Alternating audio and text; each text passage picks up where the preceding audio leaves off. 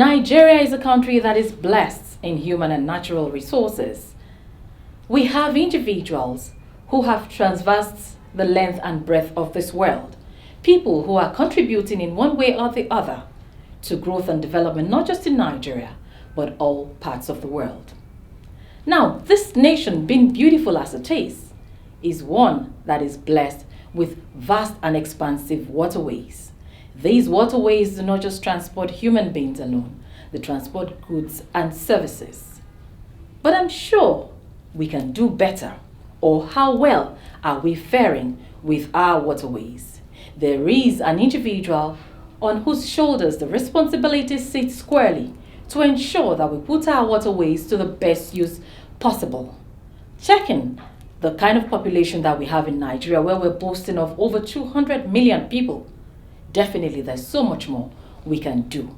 And it is individuals like this that we unveil to you week in, week out as we welcome you to Executive Discourse. I am Ololade Adeniji. On this week's episode of the program, I have with me a man who's traveled far and wide, who's very well read. He is a man of the people because really and truly, his people do love him. He is the Ohamadike Newi, and he is the Managing Director and Chief Executive Officer of the National Inland Waterways Authority, NIWA. He is Chief Dr. George Nadubem Mogalu. Hello, sir. How are you? Thank you so very much, Ololade, and thank you for having me. Thank you too for allowing us in here.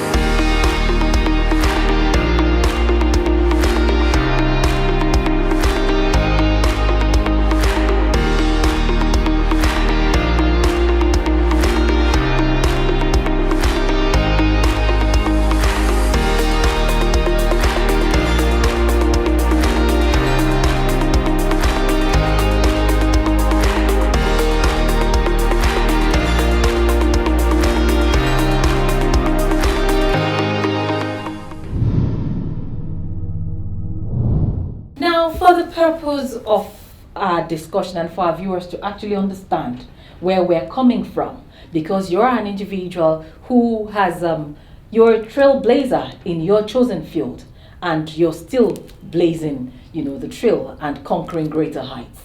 We would want to know who exactly George Nadube Mogalu is. Where were you born? What were your early years like? Tell us about your childhood.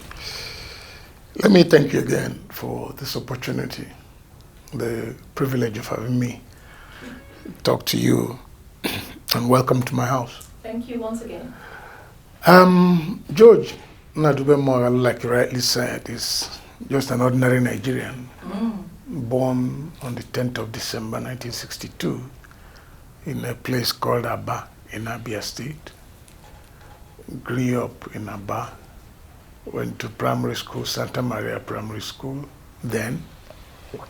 But after the war, the name was changed to Constitution Christian Primary School. And then from there, went to Ngwa High School in Aba. And then I left Ngwa High School in 1977 with a Division 1 and then I proceeded to the Institute of Management and Technology in Enugu, where I read Fine and Applied Arts. I'm a fellow of the Institute of Sales Executives, a fellow of the Institute of Corporate Administrators of Nigeria, fellow of African Business School, member Institute of Public Relations, member Nigeria Institute of Management, and so on and so forth. I had a wonderful childhood. With every sense of modesty, I'll say that we're among the privileged. But we had a very disciplined father who lived a very Spartan life. My father, late Chief Gabriel Moghalu, is a businessman. He did all his business in Abaina Abia State, and then grew his business. He was, by their standard then, he was quite rich and comfortable. My mother is a princess, the first daughter of the late Igwe of Lilu, a town in Ihiala local government area. Igwe FOC Olikago OON. The late Igwe of Lilu and clan head of Ebonesi. Ebonesi is a clan in Ihiala local government. She was also in business, and my father is a polygamist. Well, I had 4 wives. My mother was the third, and my mother had 7 children, 3 girls, and then 4 boys. Yes, I happen to be the first of the boys, but I'm number 3 in the line of the 7 children. And my elder sister is Gloria. She's married in Umaya with grown-up kids. She's married to an Abia State man. Then my sister Maureen was married to a Yoruba man. She used to be Mrs. Ikbaye. Okay, and then my 3 younger brothers have lost the one following me directly, a reverend gentleman. Thereafter, Amobi Kingsley. So that's basically who I am. Most importantly, also, I'm very happily married. Yes. Very happily married. Lovely kids. Yes, very happily married, and then we are blessed with 5 children, 2 sons and 3 daughters. Fantastic. Fantastic. Now, looking at your background, your father was a businessman, and your mother, to an extent, did business. Ordinarily, I would have expected you to go into the business world fully. That's exactly what happened. When I finished my youth service, I had to go to business. I joined the family business. From there, I started doing my own business. But that did not remove that urge to serve, that desire to play politics was still there, was still burning. That commitment was still there.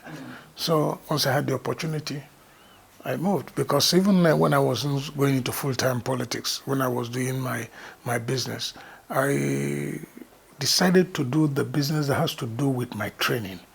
Okay, advertising, public relations, yes, then printing, developing a print in the printing industry. So those has to do with my training. It's only when I now shifted a little into construction of houses, roads, and what have you. But I felt that there's a level you get to in management. What is important is your ability to give directives, your ability to take responsibility, your ability to share responsibility and assignments, and the ability to work with people. So in the construction industry, what I now did was to get involved experts, got some engineers, surveyors, and then the ones we recruited them. The ones we brought in at executive director level to be able to partner with them, we also did that. So that's also how we now got into that business. At a point later in my life, far later, we now set up also a bottling company. I didn't tell you that. Water bottling company, Aquadera Technologies Limited. We bottle water, we produce plastic bottles and caps, and then bottle our own water. Aquadera, yes. Wow, that's interesting. The urge to serve had always been in you. Will it be safe to say maybe you had this bit of the spirit of a rebel in you? I don't know whether it can be called a rebel, but the point is that Yes, to an extent, because if you do, yes, to an extent, because if you do what others don't do, okay, there's some atom of Rebellion. rebellion, When you don't always conform to the yes, norm. yes, there's a little bit of rebellion in it. So looking at it from that perspective, somebody can say yes. Okay, but I also will not want to say that I rebelled, but the point is that I was driven by conviction. To make Yes, change. to make change necessary. and to do things. I'm a system person. I believe in things that are properly done. Okay, things that are very orderly.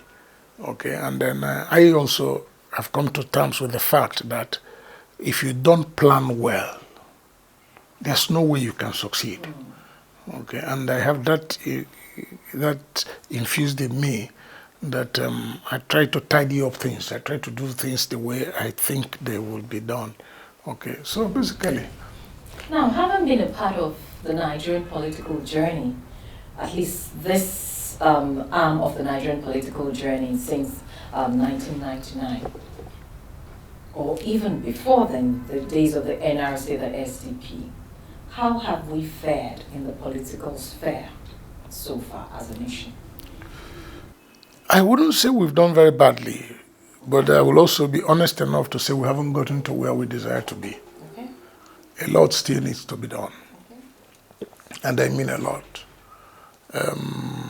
Since you have given me this platform, it's an opportunity for me to remind us politicians that in line with what I think is American President Kennedy said, that we should always think of what we can give to the country and not what country can give to us.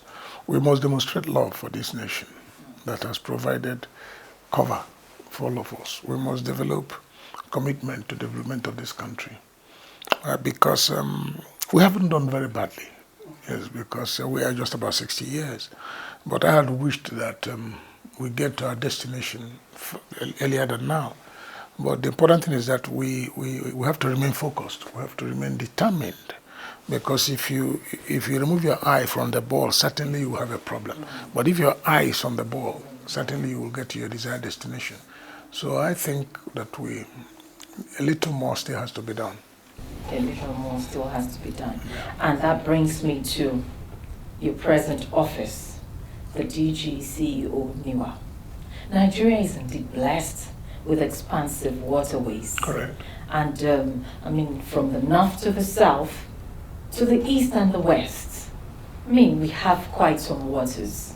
And maybe of all of this, we look at the Niger Basin. That's in the confluence in Lokoja, where we have both the Niger and the River Niger and River Benue meeting, and possibly the expanse of water in Lagos that we've been putting to use.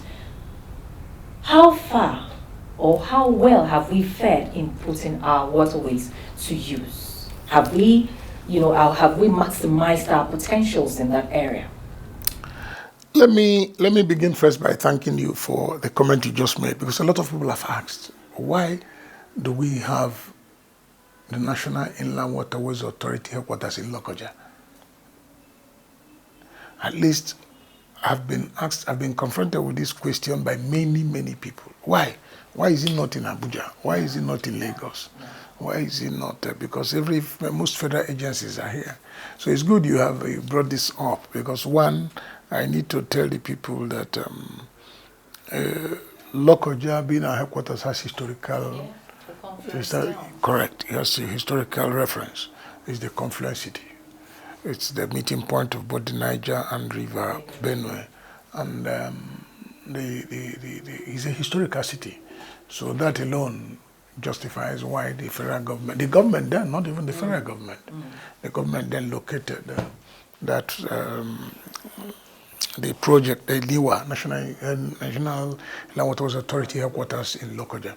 Having said that, I very much share your sentiment that we're a blessed nation when it has to do with water resources. Because as we speak, I can be honest enough to tell that we have over 10,000 kilometers of waterway in this country. Wow. And it may also interest you to know that you can access 28 states of Nigeria by water. Fantastic. 28 states by water. So, but the sad thing here is that it's only over about 3,000 and some fraction kilometers that is all year round navigable.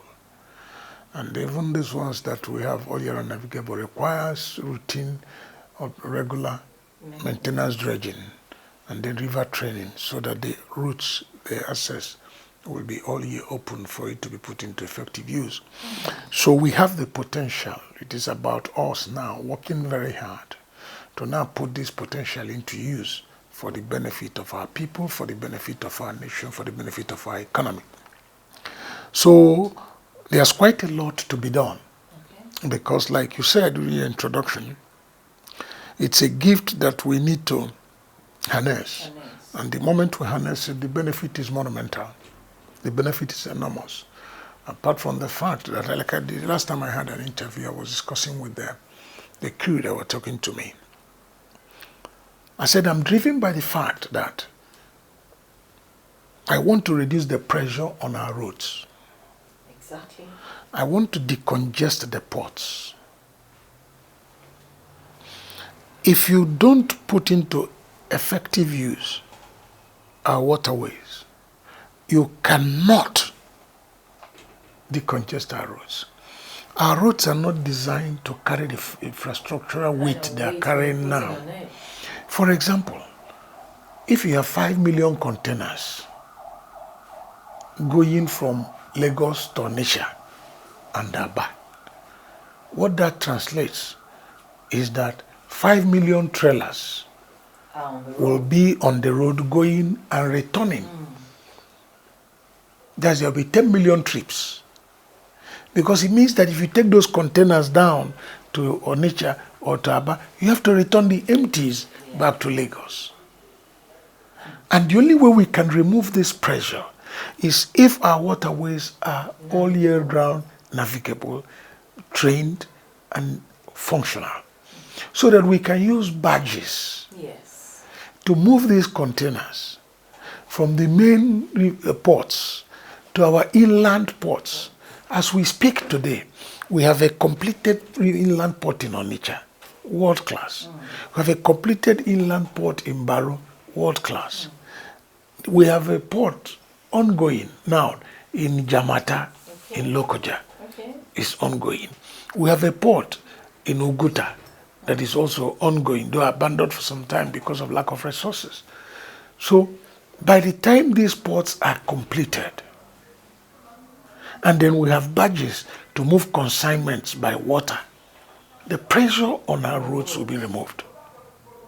Secondly, because of the pressure on the ports by way of the trucks that come in, the roads even leading to the ports can't carry the weight, apart from the fact that containers are things that happen every day. On daily basis, they come, they offload. So if we don't remove them as quickly as they come, they will stockpile. And when they stockpile, the ports are congested. Simplicity. So we need to do quite a lot of work in this regard. And that's why. That's what's driving me. Okay. If you recall, not long ago, we did a test run of moving consignments between One and Onitsha. Yeah.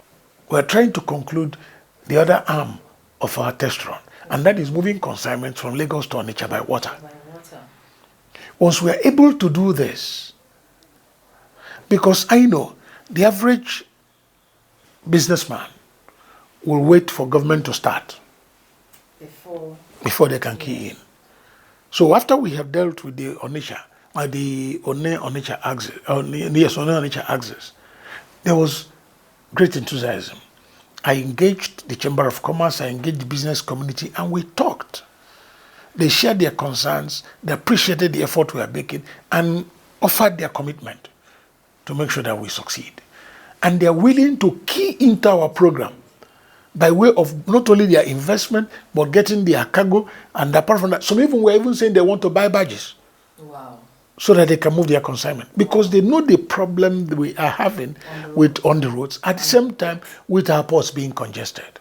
So if we're able to do this, which we are committed to doing,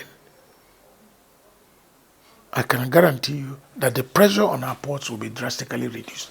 And again, there's an issue they raised, which is of great concern to me. Okay. They are desirous of having Onitsha as a port of destination. Okay. What that means is that they can book their cargo in China or in London, anywhere, Europe, to Onitsha. to Onitsha. The vessel may not bring it directly to Onitsha. The vessel can offload it in Lagos, but they'll be final destination. correct. They will translate to barges, and barges will move them straight to Onitsha. And I give them my commitment that I will do. I will do everything possible. Wow. I will do everything possible to ensure that that is done. Because one, it's going to expand the business interest. It's going to grow our economy. It's going to create new employment opportunities. A lot. Employment opportunities. Have you imagined the situation where if barges now start coming from Lagos to Onitsha on a regular basis, there's no way they will start from Lagos and end in Onitsha. They will have some cities they will be stopping as stopovers as they go. I can guarantee you that by the time you do 5 stopovers in this city, new towns will develop, new businesses will grow. And in doing this, our economy will continue expanding and grow alongside with it. So there's quite a lot that we can do using our waterways. And we have not even talked about the tourism potential. Yes, that our waterways can And yes, the tourism potential is enormous.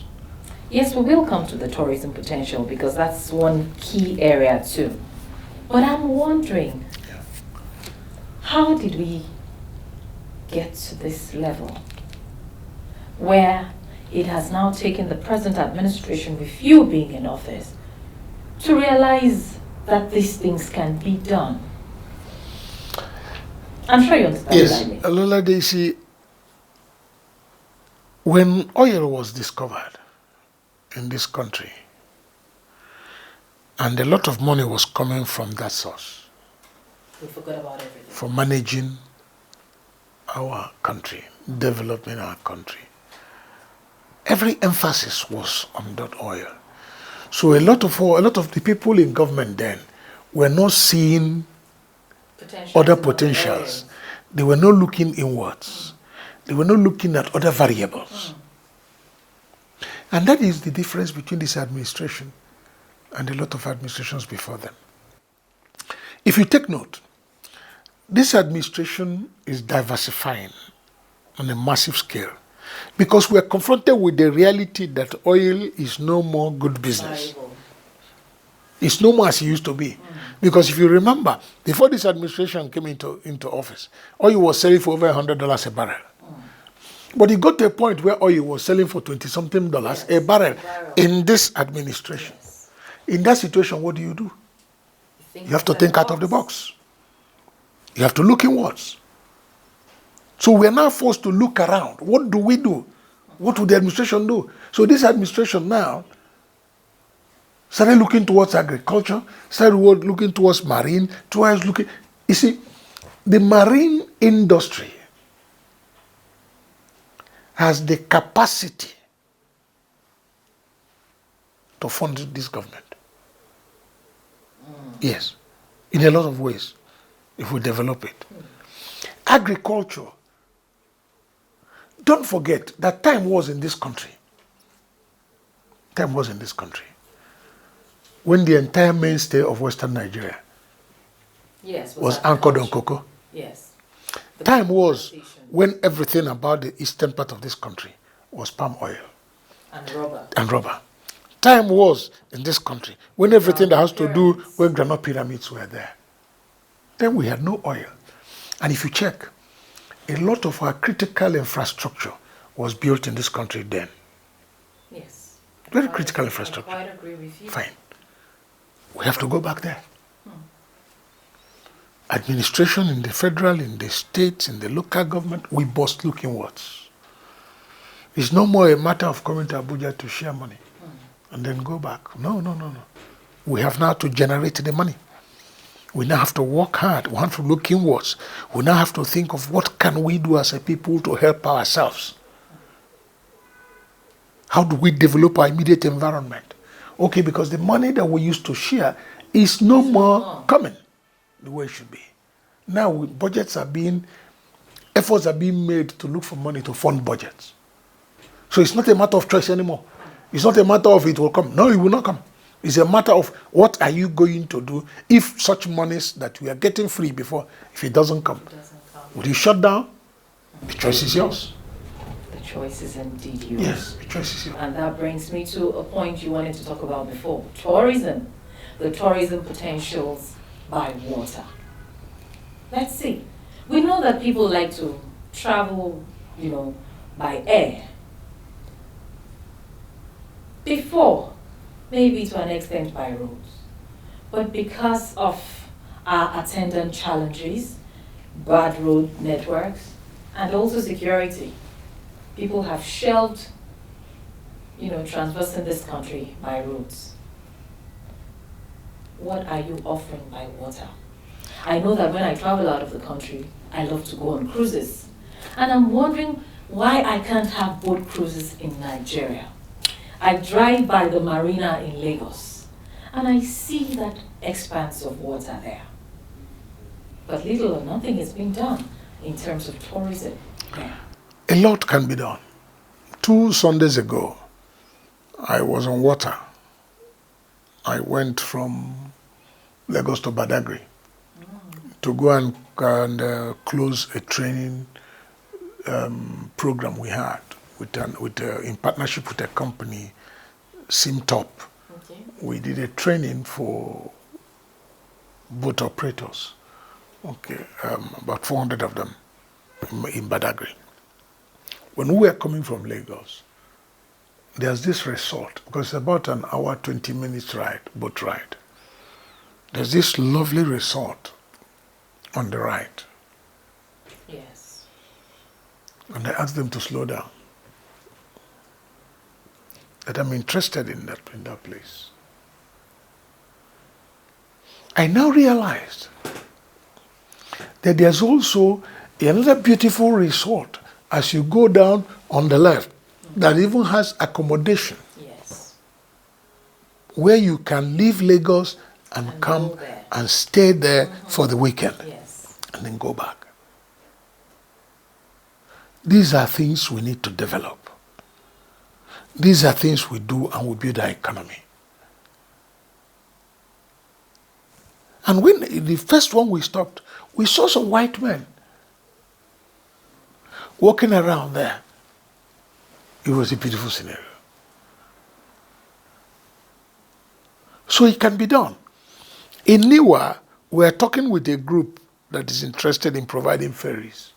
Okay. That they want to do ferry business with us. We are trying to encourage them to do ferry business.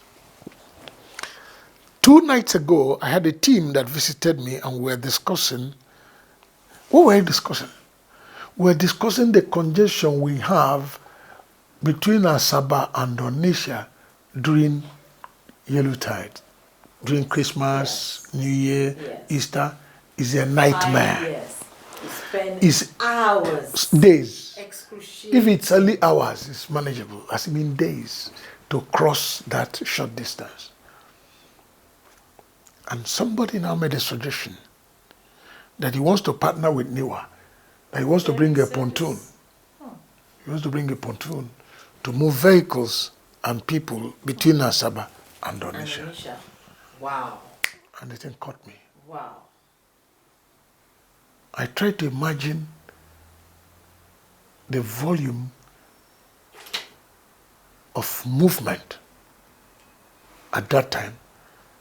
The pressure is going to reduce, and the comfort is going to provide, apart from the financial benefit, the comfort is going to provide that somebody, he may have thought that if I leave Lagos or I leave the north coming through Onitsha, that when I get to Asaba on 23rd, I'm going to arrive on 25th morning. It's enough to make you not want to travel. Yes. These are realities. Yeah. But the beautiful thing is that they are avoidable. But those potentials have not been explored. But somebody is trying to explore it now. All so we need to do is think outside the box. Think outside the box. The man said he's going to look for where to lease a pontoon. That's what he wants to do. He came to discuss with me. I said, I'll give you all the support. Wow. Because these are the kind of things I want I want done. For example, we just finished a jetty in Odegbe. You can use that route to be moving your pontoon. And once you come from Asaba axis up to Onitsha axis, you are dropped and your vehicles drive off and you go home. The pressure is reduced. So these things are things that can be done. And it creates, you see, the tourism industry can also grow when you realize that the pressure, the pain, the difficulties you get in doing things that are not common will not be there. If there's a guarantee of peace of mind, if there's guarantee of safety, if there's guarantee of comfort, why not? And that brings me to safety and security of our waterways. Now, I know that Lagos State has tried to expand to do more of water transportation. But I also know that in times past, up to as early this year or mid this year, they've been recording boat mishaps on the waters. You find people who are trying to commute, especially people that live in areas like Ikorodu and Co. and who have to come to the island to work. They go, it's safer, it's easier for them to go by water and more cheaper. comfortable, But they find themselves being involved in one form of accident or the other. Now, the accidents are there, but of course the security of lives and property is also there. How safe are Nigerian waterways? Now we're trying to, invite a lot of business onto our waterways with the expansion. What's the assurance of safety and security? All right, the question you asked are two pronged. Yes. One has to do with security and safety. The other has to do with issue of mishaps on our waterways. Let me start with the mishaps on our waterways. Just like every other, like you have on roads, you have on the water, accidents do occur. But there are times you find out that some accidents are born out of carelessness, some are avoidable, and some honestly should not happen. And that is why on our own part, we are doing quite a lot. Apart from improving our sensitization programs to get people to understand the implications, we are trying also to enforce protocols. We now enforce protocols. Our police, the newer police, they are up and doing, they are on the waters now, trying to enforce protocols. We've also improved on the training facilities. We have a training facility now in Warri, where boat operators are trained, captains are trained and licensed. I just told you I came from Badagry 2 Sundays ago. We went to close a 1-week training program so that boat operators are licensed. We have outlawed a situation where an unlicensed operator will take a vessel and enter into the water. Statistics have also shown that a good percentage of the accidents that has happened either happen late in the night or early hours of the morning. What that goes to show is that the navigational aids are not there. So our first initial step was to ban vessels taking off from any newer jetty once it is 6:30 p.m. Okay, at least pending when the navigational aids will be available. Yes, because we have upped the ante with regards to inspecting and certifying vessels. Like when I was in Badagry, the issue came up. They want to buy some vessels. Some private businessmen want to buy some vessels. They want to put for water transportation. They said, what do I advise them to do? I said, go to NIWA office. We direct you. Even if you have made arrangements for your vessels, so that our engineers, our marine engineers will come and certify those vessels and know whether they are seaworthy or riverworthy. So that you don't go and waste your money because somebody who wants to sell his commodity can sell you anything. So that you don't waste your money, so that you buy the right material and use it. And then you can maximize your benefit. So these are some of the things we are doing. Unlike before, you can't enter any of our vessels or any of our jetties without being properly kitted. No. Yes, you can, they're not. Because they will not carry you. They won't even let you know. What you must understand is that life jackets expire. Yes. But people don't know. A lot of people don't know that life jackets expire. So these are things we are enforcing now because we feel uncomfortable that people take vessels that are not seaworthy. You carry human beings, you go and waste them. There are also other challenges, like you have water hyacinth on the waterways, you have wrecks on the waterways. We are addressing them. Water hyacinth, for example, is not a one-off thing. It's something that happens yearly. It's like a yearly. I'm surprised that we've not seen them so much. No, they are because we have been removing them.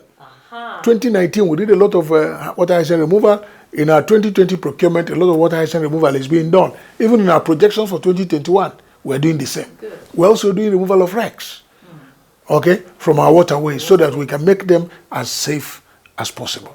Then coming to security. Apart from the fact that we have boosted the morale of our newer police, everybody is conscious of safety.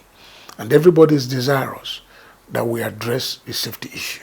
I must use this opportunity to commend the Nigerian Navy, the Air Force, the police, the Army, the armed forces generally, for the support we have received from them.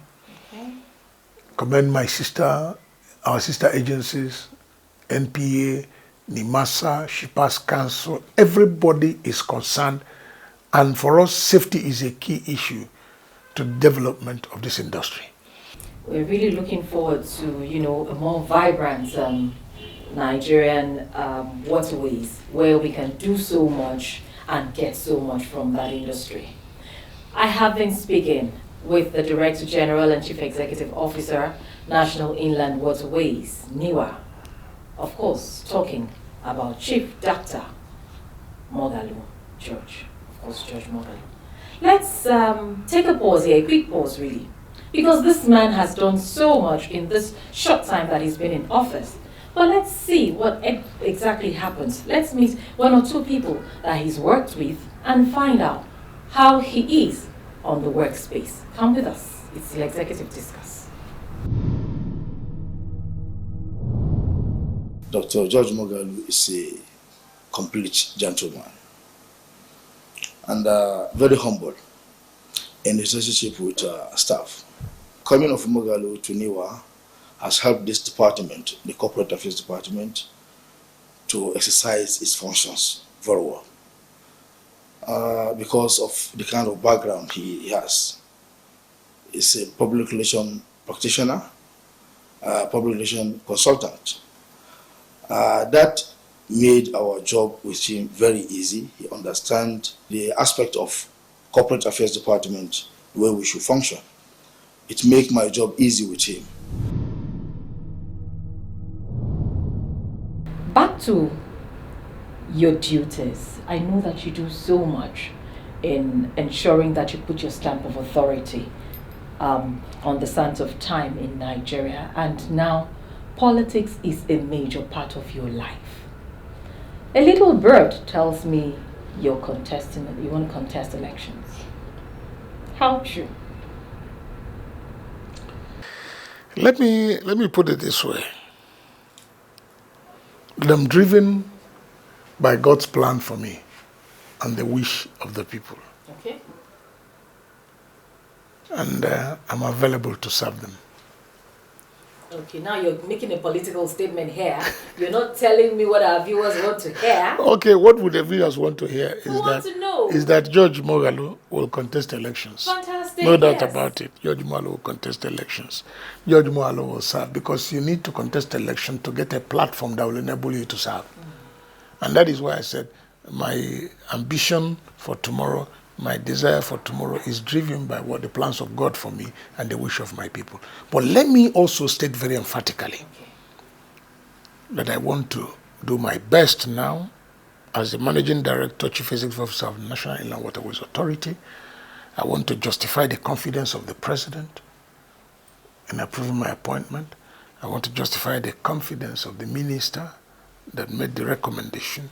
I want to justify the confidence of my friends, my colleagues, my contemporaries, people who know me, and most importantly, to justify the confidence of my family. Very important. My family, for the support they have given me all year. And then, so that God, who made the appointment possible, because I believe very strongly our power belongs to God, that God, who provided this opportunity for me to serve, will also say, yes, he has justified the appointment.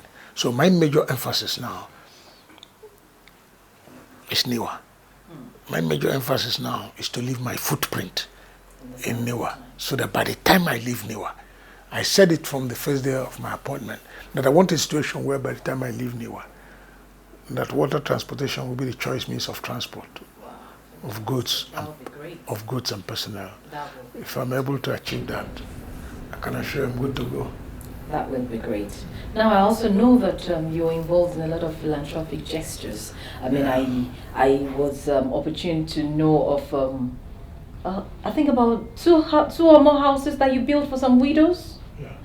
And I'm wondering, what is it that drives this philanthropic gestures in you? What is it?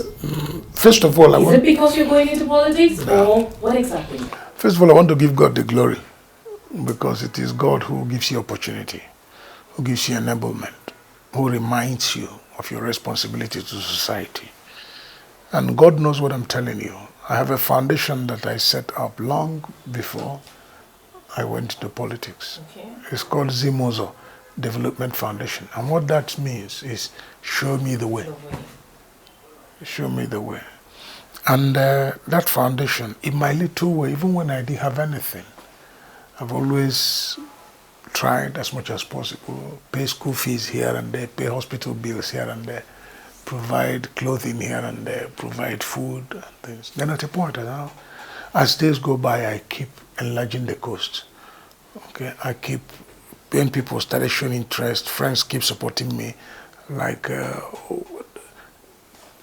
this last houses you're talking about, 3 houses, is that's not the first we've done before. Wow. That's not the first. And we intend to do more. As opportunities arise, we do more. For me, I believe, I'm driven by being my brother's keeper. I'm driven by using that which God has given me for the benefit of mankind. I'm driven by how much love can I show. Because I've come to terms with the fact that material wealth, nobody remembers you for your wealth. Nobody remembers you for your acquisitions. But you're remembered for what you did for people, what you've done for society, the contributions you really have played.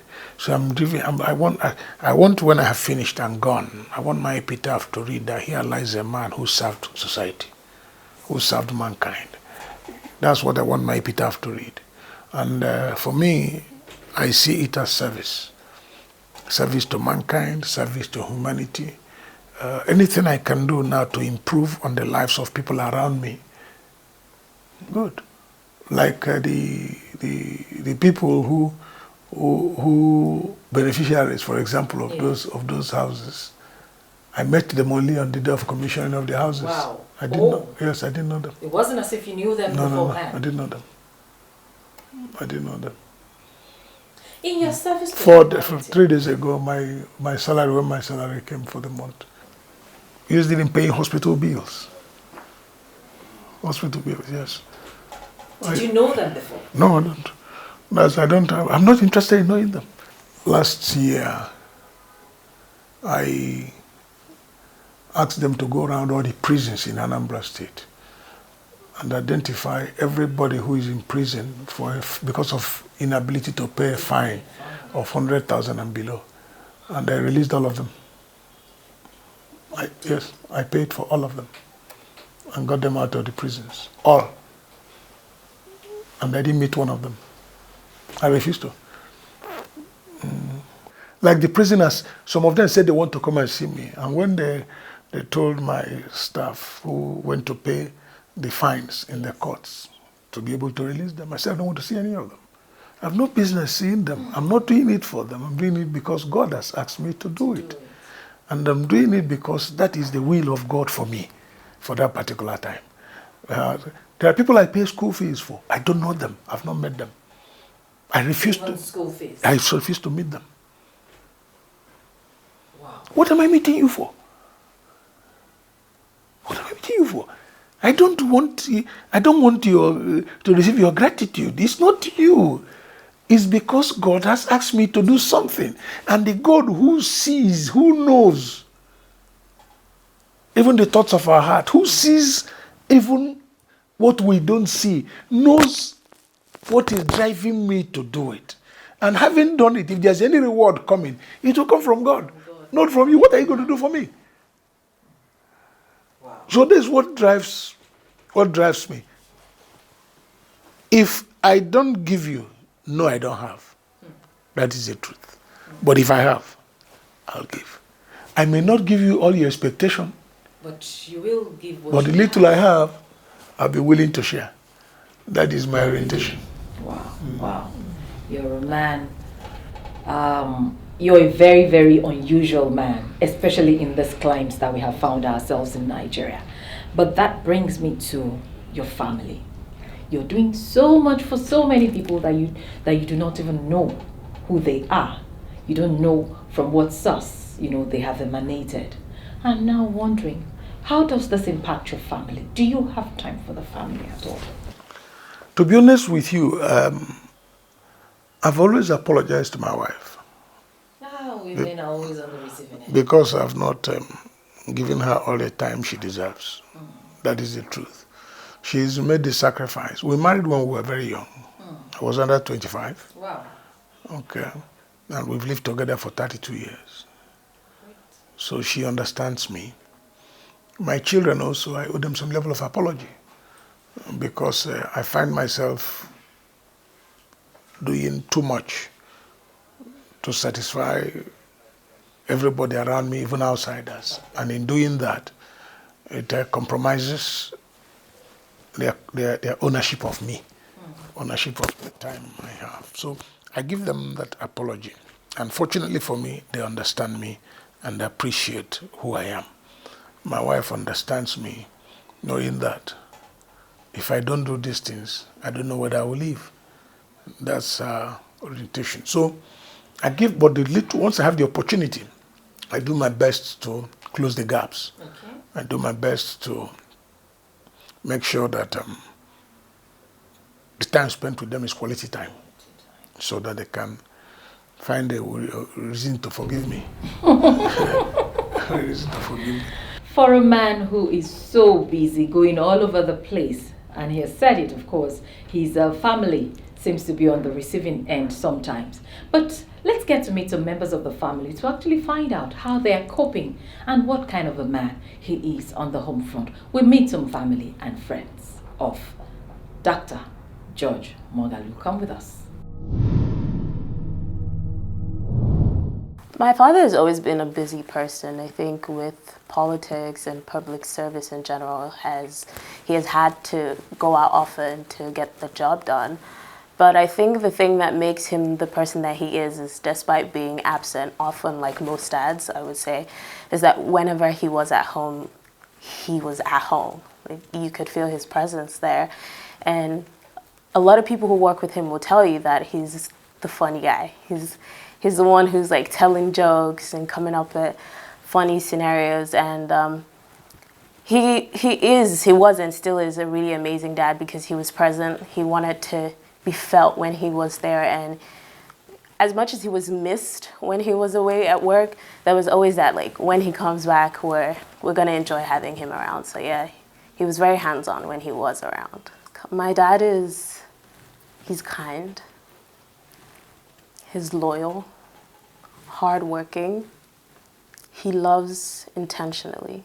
There's so much to say about my dad. I'm obviously a fan of him, so we could stay here all day talking about him. George Mogalu, like I said, is my younger brother. And if I need to sum him up in one sentence, I would say that he's a great soul. Even coming from me as his sister, he's a wonderful person. Wow, that is Both of the kind of persons you will describe as the people that have the Midas touch. He positively affects people and things wherever he is. Specifically talking about George Mogalu, this is a very brilliant, up and doing, dynamic, trustworthy, and an intelligent young man. I can vouch for his integrity. He is married to one of the most beautiful women in Igbo land, He has a very steady, wonderful family who are always with me, and nothing happens in the wife's place and in Georgie's place in Nnewi that I will not be there. Yes, they've also confirmed what my guest today has said. He's busy doing so much in the area of inland waterways in Nigeria. And, we can only encourage him by urging him to keep on going. Now back to you, sir. You're a man who has you dress fashionably. Now I'm wondering, what determines your fashion sense? Once it looks good on me, at times people see me and say, "Oh, you're very well dressed. Who made this dress?" I show them my local tailor. Some of them are made locally. Some of them I buy, particularly my suits. But I'm somebody who likes watches and rings. Okay. At least I see 2 rings. Jewelry, yes. And I try to wear my jewelry to reflect what I'm wearing at any good time.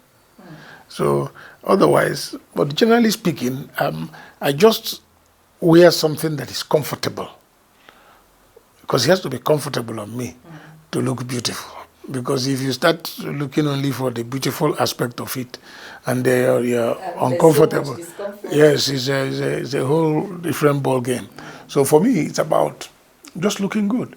It's about being decent, because I grew up with this orientation that you are dressed the way you dress. Yes. If you look good, people will take you serious.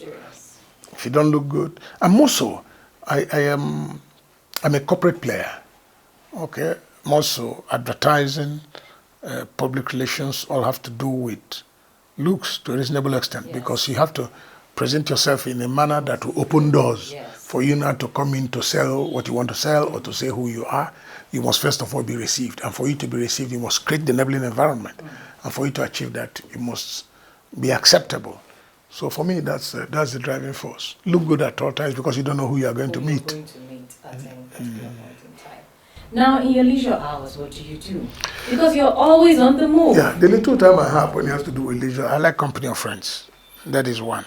2, I play golf. Oh. Yes, I used to play lawn tennis and table tennis very much. I played football extensively.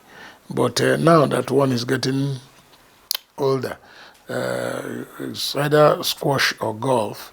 But squash, at times, why I like to go and play squash is that you spend little time to get maximum exercise. But for golf, you take your time. Anytime I want to play it, you budget that day for golf. Because by the time you finish playing, talking to your friends, the whole day is gone. So these are the things I do. I travel quite a lot. You travel quite a lot. Because of the exigencies of both my duty and things I do, I now try to convert that traveling to leisure.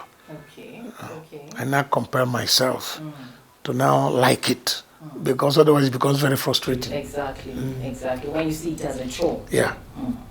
I have been speaking with Chief Dr. George Mogalu. He is the Chief Executive Officer, Managing Director, National Inland Waterways Authority, NIWA. He's doing so much to ensure that we have a viable waterways. Even though we have so much water in Nigeria, we must put them to positive use. And one thing that stands out for him is that he strives to leave positive footprints on the sands of time by giving to any who comes his way.